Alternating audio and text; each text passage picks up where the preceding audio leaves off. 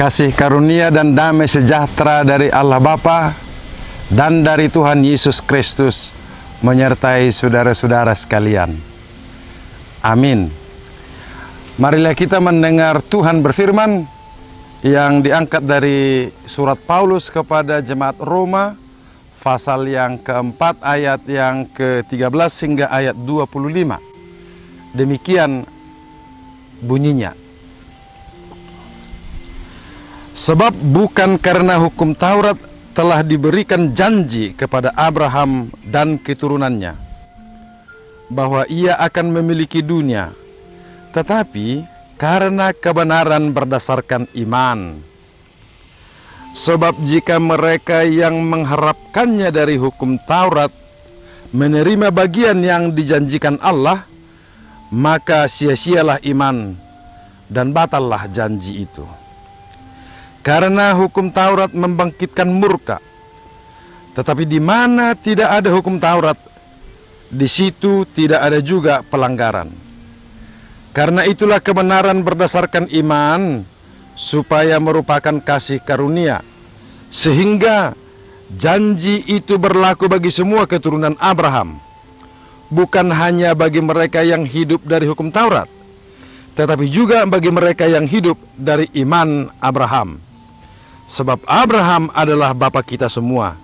Seperti ada tertulis, engkau telah kutetapkan menjadi bapa banyak bangsa di hadapan Allah yang kepadanya ia percaya, yaitu Allah yang menghidupkan orang mati dan yang menjadikan dengan firman-Nya apa yang tidak ada menjadi ada. Sebab sekalipun tidak ada dasar untuk berharap, namun Abraham berharap juga dan percaya bahwa ia akan menjadi bapa banyak bangsa, menurut yang telah difirmankan, demikianlah banyaknya nanti keturunanmu. Imannya tidak menjadi lemah, walaupun ia mengetahui bahwa tubuhnya sudah sangat lemah, karena usianya telah kira-kira 100 tahun, dan bahwa rahim Sarah telah tertutup. Tetapi terhadap janji Allah ia tidak bimbang karena ketidakpercayaan. Malah ia diperkuat dalam imannya, dan ia memuliakan Allah dengan penuh keyakinan bahwa Allah berkuasa untuk melaksanakan apa yang telah ia janjikan. Karena itu hal ini diperhitungkan kepadanya sebagai kebenaran. Kata-kata ini, yaitu hal ini diperhitungkan kepadanya, tidak ditulis untuk Abraham saja, tetapi ditulis juga untuk kita. Sebab kepada kita pun Allah memperhitungkannya, karena kita percaya kepada Dia yang telah membangkitkan Yesus Tuhan kita dari antara orang mati, yaitu Yesus yang telah diserahkan karena pelanggaran kita dan dibangkitkan karena pembenaran kita. Saudaraku yang dikasihi Tuhan Yesus Kristus, Allah berjanji kepada Abraham, engkau akan menjadi bapa banyak bangsa. Aku memberkati engkau supaya engkau menjadi berkat. Dari keturunanmu seluruh bumi akan terberkati. Saudaraku, janji ini diberikan kepada Abraham ketika hukum Taurat belum turun.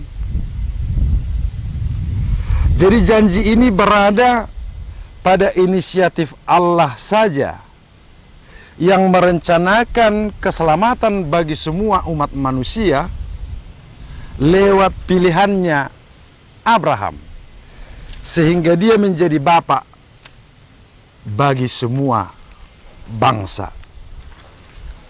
Sekalipun Abraham sudah tua dan istrinya sudah mandul, tetapi Abraham tidak pernah meragukan janji itu.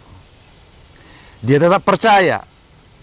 Dia beriman yang teguh atas janji Allah Sebab dia tahu Allah punya kuasa mewujudkan janjinya.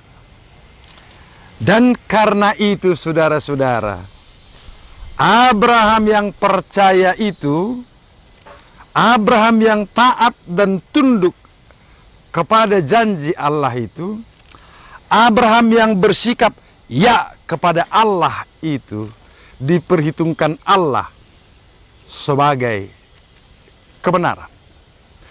Jadi bukan karena Abrahamnya mengikuti hukum Taurat, mengikuti aturan-aturan kehidupan, dan aturan-aturan lainnya, maka kepadanya diperhitungkan sebagai kebenaran. Itu penting. Hidup dalam keteraturan itu penting. Hidup dalam hukum Taurat itu penting. Tetapi yang Allah perhitungkan sebagai kebenaran ialah kepercayaan kita kepada Tuhan. Apa itu percaya, saudara-saudara? Percaya itu adalah taat, tunduk, setia kepada Allah. Jadi tidak pakai perhitungan-perhitungan logika di situ, bukan. Tetapi penyerahan diri sepenuhnya kepada rancangan dan kehendak Allah. Jadi itu total, saudara-saudara. Dan percaya yang kita maksud itu, sekali lagi perlu kita ingat, percaya pada janji Allah, tunduk kepada firman Allah, taat pada kehendak Allah. Jadi itu harus clear bagi kita apa yang dimaksud percaya. Sebab seringkali orang berpikir begini, aku sudah percaya. Ya, percaya kepada Tuhan. Yang kau percayai tentang apa? Tentang keinginanmu terpenuhi kah? Tentang kehendakmu dilakukan oleh Tuhan kah? Itu bukan percaya. Percaya itu ketaatan kepada apa yang direncanakan Allah, kepada apa yang dikehendaki Allah. Jadi ini harus clear bagi kita. Percaya, ketaatan, ketundukan, kesetiaan kepada Allah dan seluruh janji-janjinya. Nah, Abraham percaya dan Allah memperhitungkannya sebagai kebenaran. Catatan ini menurut Paulus penting. Allah memperhitungkannya sebagai kebenaran. Jadi Paulus mengatakan tidak disebutkan hanya untuk Abraham, tetapi kepada setiap orang yang percaya. Setiap orang yang menundukkan diri pada kehendak Allah, menundukkan diri pada firman Allah, itu akan diperhitungkan sebagai kebenaran. Dan kita tahu ada catatan khusus tentang siapa Allah menurut Paulus di sini, ya. Dia mengatakan begini, di hadapan Allah yang kepadanya ia percaya, yaitu Allah yang menghidupkan orang mati dan yang menjadikan dengan firman-Nya apa yang tidak ada menjadi ada. Jadi deskripsi tentang Allah yang dia percaya itu sungguh-sungguh luar biasa. Menghidupkan orang mati itu nggak bisa dikerjakan oleh manusia. Dan tidak ada kuasa lain yang bisa menghidupkan orang dari kematian. Hanya Allah saja. Jadi dia yang berkuasa mutlak, melebihi segala kuasa yang ada. Dan yang kedua, dengan firman-Nya. Dengan firman-Nya yang bekerja itu, dengan firman-Nya yang melakukan itu, dia menjadikan sesuatu yang tidak ada menjadi ada. Jadi jelas kepada siapa dia taat dan tunduk. Kepada Allah yang menjadikan sesuatu yang tidak ada menjadi ada. Jadi kalau hanya merubah apa yang ada ini menjadi sesuatu yang baru, itu dari ada kepada ada yang lain. Berubah bentuknya, berubah keadaannya, berubah fungsinya dari sesuatu yang sudah ada itu menjadi sesuatu ada yang lain. Tetapi Allah yang kita sembah adalah Allah yang menciptakan dengan firman-Nya sesuatu yang tidak ada menjadi ada. Itu luar biasa. Dan yang kedua, Allah yang membangkitkan orang dari antara orang mati. Ya, kita bersyukur ilmu kesehatan makin meningkat. Jadi kalau ada orang sakit, dihindari supaya tidak mati dengan cepat. Yang walaupun akhirnya mati juga. Dan kalau sudah mati, everything is over. Tidak ada lagi sesuatu yang lain. Bahkan saking hebatnya kematian ini, saudara-saudara, hutang pun selesai kalau sudah mati. Kalau sudah selesai mati. Dan tidak bisa dikembalikan lagi. Hutang yang diambil yang mati itu pun tidak bisa dikembalikan lagi. Jadi kematian itu berakhir begitu saja dan tidak bisa lagi. Tidak ada lagi sesuatu yang lain. Tetapi Allah bisa menghidupkan orang mati. Dan hanya Dia yang bisa melakukannya. Oleh karena itulah saudara-saudara, Allah memperhitungkan percaya Abraham sebagai kebenaran karena dia percaya kepada Allah. Demikian juga kita pada saat ini, saudara-saudara. Karena kita percaya kepada Yesus Kristus yang telah dibangkitkan Allah dari antara orang mati untuk keselamatan kita. Allah akan memperhitungkannya sebagai kebenaran.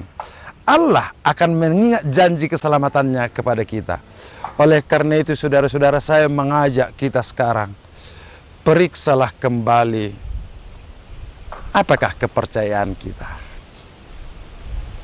Bagaimana kita percaya? Sungguh-sungguhkah kita percaya? Saya menyegarkan ulang. Percaya itu taat, tunduk, setia kepada Allah dan kehendak-Nya. Jadi kalau kita membangun kehendak kita, membangun keinginan kita, membangun selera kita, lalu mengirimkannya ke sorga, dan kita katakan, saya percaya Tuhan akan mengabulkannya. Waduh, itu kualitas imannya rendah, saudara-saudara. Itu kualitas iman hanya di sininya itu. Hanya sekedar makan aja itu. Hanya sekedar kaya saja itu. Hanya sekedar populer saja itu. Hanya sekedar berkuasa saja itu. Dan itu akan berakhir. Akan berhenti pada waktunya di sini. Tetapi Allah yang memberikan janji kepada kita adalah memberikan keselamatan yang kekal kepada Yesus Kristus. Dan patutlah kalau kita percaya kepada Yesus Kristus, taat kepada Yesus Kristus, setia kepada Yesus Kristus, your daily life, kehidupanmu sehari-hari akan memperlihatkannya, saudara-saudara. Apa itu? Apa yang dihidupi Yesus perlahan-lahan akan masuk ke dalam dirimu. Saya kasih contoh, saudara-saudara. Sehebat apapun kau berteriak, ingin membantu dan menyelamatkan orang, tetapi kalau tindakanmu membuat orang itu makin susah, itu hanya teori saja, saudara-saudara. Hanya teori saja, saudara-saudara. Sehebat apapun kau mengatakan, marilah kita membangunnya dengan baik, supaya kita makin maju, tetapi pada saat yang sama, kamu menindas orang kecil, omong kosong. Itu hanya keinginanmu itu. Mungkin cita-citamu baik. Mungkin keinginanmu baik. Mungkin kerendahanmu sungguh-sungguh menyenangkan, saudara-saudara. Tetapi itu masih kehendakmu. Belum kehendak Tuhan. Tetapi mengikut Yesus itu lebih daripada itu. Anda harus sanggup berkorban demi keselamatan orang lain.